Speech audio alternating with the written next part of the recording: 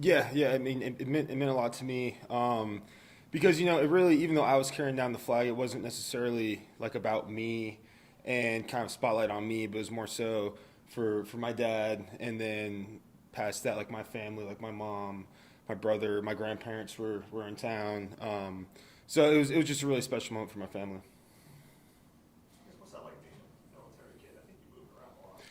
Yeah. So I mean, I moved around a decent amount. Some kids probably moved around more than me, but I mean, I moved around a lot growing up. Like even like I'm from Tampa, Florida, but I only really lived there for about a year and a half. I mean, I personally I enjoyed it because I think it made me a better person. But I mean, it can definitely be tough at times. Packing up, having to go, meet new people, meet new friends in high school and stuff like that. So I mean, it was difficult at times, but I mean, at the end of the day, like I'm grateful for it. What were the different places? I think you were in Hawaii. Yeah, so I was born in Michigan, and then moved to Northern Virginia, outside DC, and then lived on Oahu, Hawaii, and then I moved to a small town called Chatham, Illinois, outside of Springfield, and then Tampa, Florida. I guess do you have any of that kind of Hawaii, Oahu, or whatever they call it, like type of personality? Oh, I mean, I don't really know because I mean, like I only lived there for about like 3 years or so. But I mean, I really enjoyed my experience, my time there. I mean, it was definitely different than anywhere else I lived. Living in Eva Beach, Hawaii in particular. People that are from there know what that's like. But I mean, it was a great place, great people. I mean, I enjoyed it. And then football was really great too because I mean, it's very serious over there as well. And it was always good for me because growing up, a lot of places they usually have like weight limits for football and stuff. In Hawaii, there's no weight limits, and they actually have two seasons for youth football. So we had a fall season and a spring season, and it was great. But how do you feel like the offensive line kind of played as a group this past week? I mean, I think we played pretty well. I mean, we were very efficient in the run game. I think when we had a pass protect, we did for the most part. I mean, we gave up a sack or two here and there, but I mean, it's going to happen. But I mean, I thought we did well because we knew coming into the game that we'd have to run the ball. We knew that they're a good defense that moved around a lot, a little bit similar to Syracuse in a way, from a structure standpoint. And I mean, I thought we did that. I thought we did that pretty well. When the coaches, they needed us to run the ball, we ran the ball, and it was great. It was great to see guys like 26 like do really well too. Speaking of Phil, how have you kind of seen him grow and emerge as kind of that 1-2 punch? Yeah, I mean, so I've always known he was that guy too. And we're fortunate to have two of them between Ship and Phil. I mean, I've always known that. I mean, also he's just a big guy. Like he's a big back. I mean, I don't, probably is like 230. Like he's a big guy, and he can run over guys too when he needs to. And it's great. It's really fun to be able to be an offensive line and block for him. Did things feel different last week coming off of the loss in your guys' preparation? In my opinion, not necessarily. I mean, there's definitely.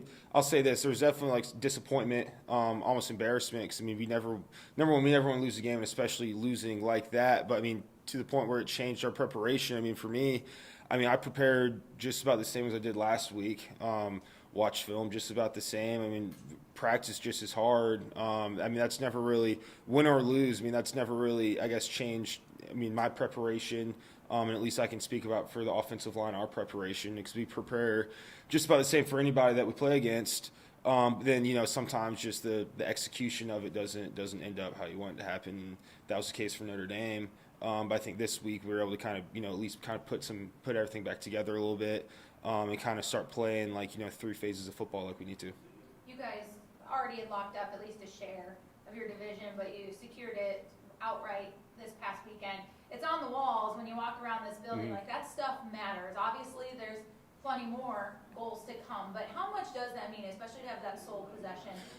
Yeah, it means a lot. So our goals are win the opener, win the division, win the state championship, and then win the closer. And that's just another stepping stone for us as we go along with our journey in this season. And yeah, it's really important. It means a lot. I mean, we don't want to just have like a like a tie. Here you guys go. Like no, we want to earn it and we want it. We were able to do that, which is really important. and also I think it's really cool too because I'm pretty sure this is the last year of divisions for the ACC ever. I think next year and going on it's going to be more kind of like pool play stuff like that. So us being able to outright win that for the last year of division play, I think is really really important. I think it's deservingly so. You know, us being Clemson.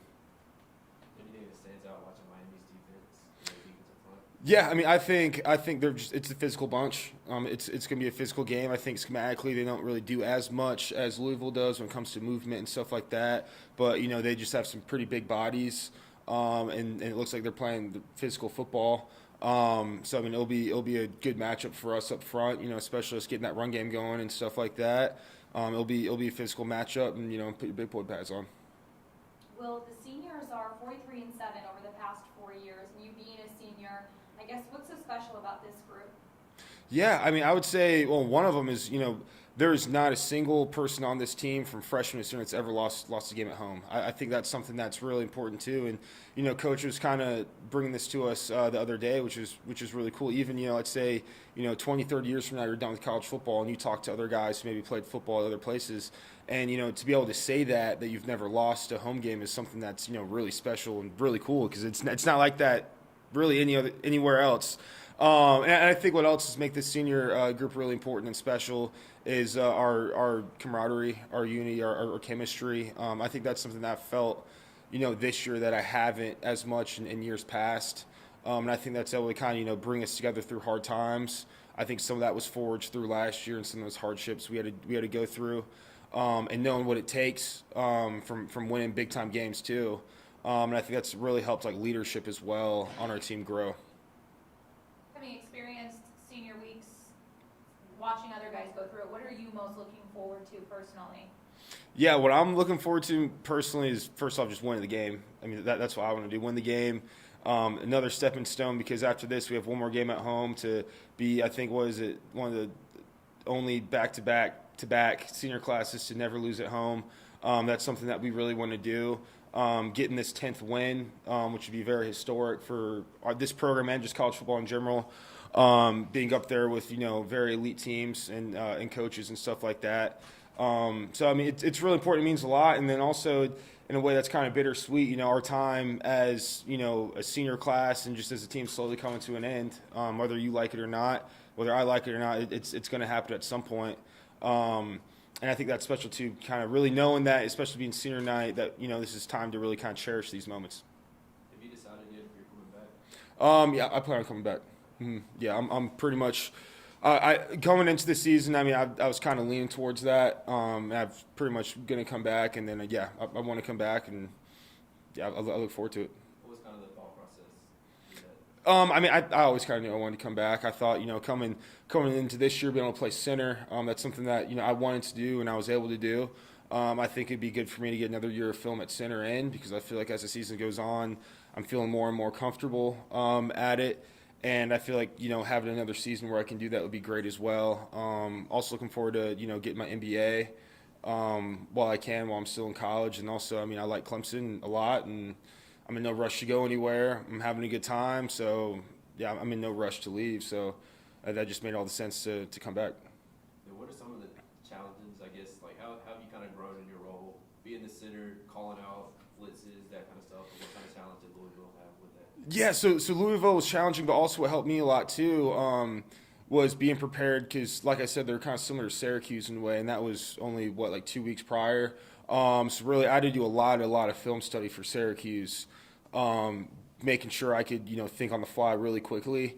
And then once Louisville came, I had to do the same. But as I did that, I kind of reflexes started hitting, and I kind of remembered, our calls, our schemes, and what do we want to do on certain plays. So that was different too. And then past that, it was just personnel, because obviously every team was different players. But from a schematic standpoint, I mean, I just spent time, but I spent a ton of time against Syracuse doing that stuff, and they were a little bit similar with that, at least for our structure and how we wanted to attack it. So that made it a little bit easier. I've been asking guys because I'm assuming we're not going to get to talk to you next week. You guys spend Thanksgiving together as a team. What's that experience like? As everybody else on campus gets to go home, and you guys stay, and you guys as a football family, what's that experience like? Yeah, I mean, for me, it's just normal now for me. Thanksgiving and even Christmas for me. I mean, I haven't been home for Christmas since I've been here. So, I mean, and then kind of just comes with kind of that brotherhood and that special bond we have with each other. You know, like I've been here all day. I'm gonna be here for hours and hours after this, and we're just always. I live with teammates and stuff like that. So honestly, for me, it's just kind of like another day. You know, even though it's Thanksgiving, and that's another thing too. I feel like when you're in season, some of the holidays and stuff like that, is you don't really even realize it half the time because you're just so busy, practicing, watching film, focusing on getting better, and who's our next opponent and stuff like that. That you don't really even notice that it's Thanksgiving, which is really nice. And then I know for someone like me who's a little bit farther away from home, usually guys who live closer and stuff like that, or even coaches, usually have us over for Thanksgiving. So I'm always looking forward to that. Have you thought at all about what you'll be thankful for this year? You guys go around the table? Yeah, no, not necessarily, but I mean, as always, I'm very thankful for my family, for raising me and letting me give them this opportunity to play college football. And I'm thankful for the coaches for allowing me to come here. And then, I mean, most importantly, I'm thankful for my teammates for making this just a really great experience. And then my last one that I'll make you look ahead for. So please play with me here. Okay. You guys have South Carolina next week, that in-state rivalry. Like you said, when the state's another one of those on the board. What's it like to experience that game, and especially to be an out-of-state kid? So it's not like you grew up watching and experiencing and having something in this rivalry. What's it like to get invested in that? I think it's a different experience. So like I remember when I was a little kid, I grew up in Michigan, and I remember Michigan State, huge rivalry and stuff like that. And I think the longer you're around, the more you understand. While maybe being an out-of-state guy and coming in maybe not being that invested to the rivalry, I think being around people, there's plenty of guys from our team who are from South Carolina, classmates, friends, and stuff like that in this community. It slowly kind of grows on you. And another thing I'm looking forward to as well is, I've never played South Carolina at home ever since I've been here because, 19 was at their place, 20 didn't play them. Last year was at their place. So I think it'll be a really cool experience, being able to be a part of the, very historic rivalry that it is and do it in the Valley. Thank you. Any questions for Will from Zoom? Anybody else in the room? All right. Thanks, bud. Yep, no problem.